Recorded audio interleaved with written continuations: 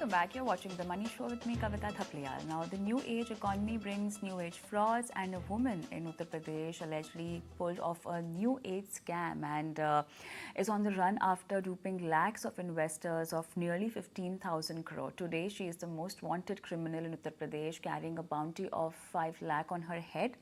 So what exactly was this scam all about, and how did this entrepreneur turned criminal duped investors of thousands of crores? Let's understand all of this with Sandeep Parekh, Managing Partner of Finsec Law Advisors. Sandeep, good evening. Welcome to the show. This looks like the real life Bunty bubbly scam, if I can call it. What has been the modus operandi? It's called the BikeBot Scam.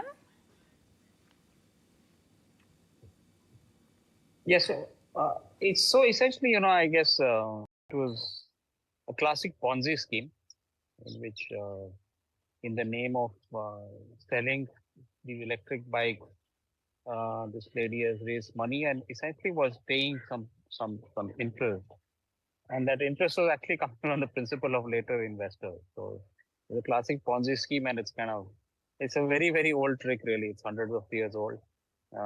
Started probably the South Sea bubble in the UK several hundred years back, and continues to kind of attract lots of scamsters. We've had so many in the past 20 years, and this just has a different label attached to it, which is offer two-wheeler motorcycles to be used for taxis. The scam is usually very straightforward. You kind of say there is some business behind you raising of capital, and you offer a return, which again looks completely innocent. Uh, and ultimately, as I said, it's as a good Ponzi scheme.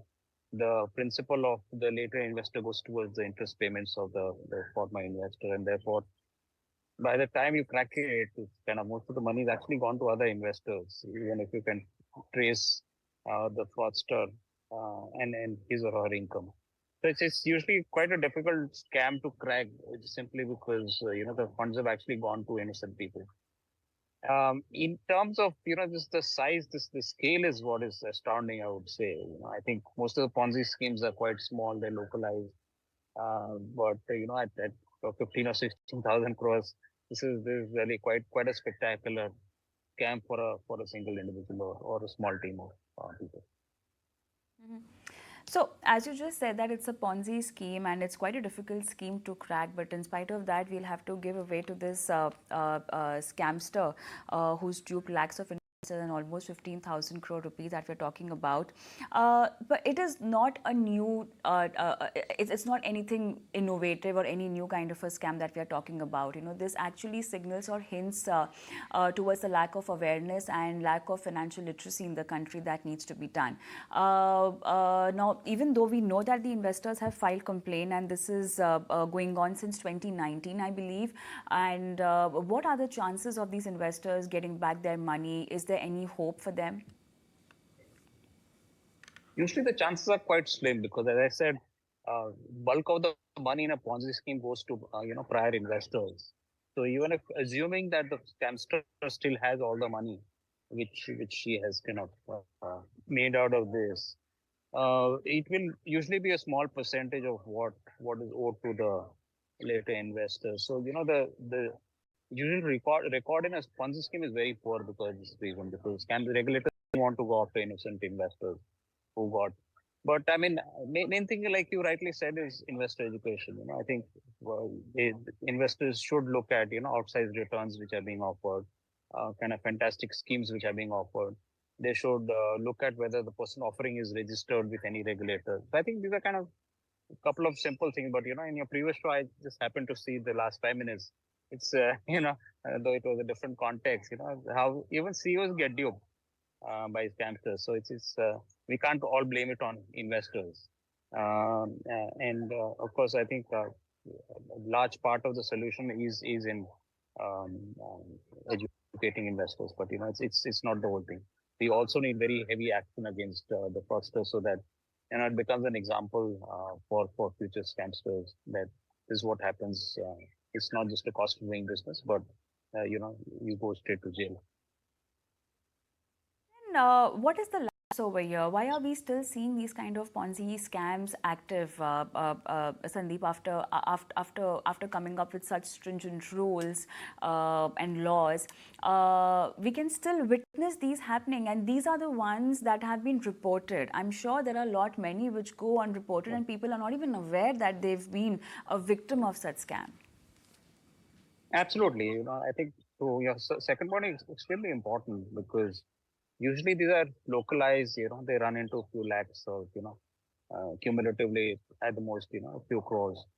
So they are all below the radar and people are embarrassed to be honest. Right? So if somebody has stolen your 50,000 rupees through a scam because you wanted 25% return per annum, you probably won't report it to the police. You're not going to report it to anybody. You'll just kind of take it on the chin and move on.